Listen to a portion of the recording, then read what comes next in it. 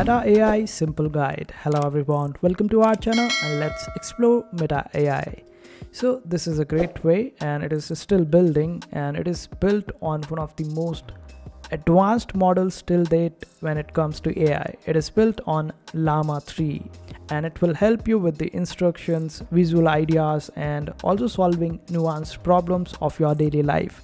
It can also give you the reasonings for different situations.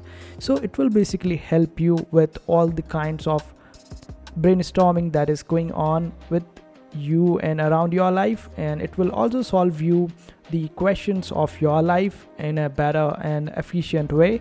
You can utilize it on Facebook, Messenger, or Instagram, or WhatsApp, but it is not yet available for all the people out there. It is still in the beta mode and it is available for some of the people. If it goes well and the feedbacks are quite good, then it will be released to rest of the people quite easily and in the near future. So this will help you with your kitchen or your gardening or your professional life or your personal life. So you can see over here that it is helping in the personal life, and in the similar way you can ask for different songs or make it write songs for you, so you can sing these songs to your friends or partner.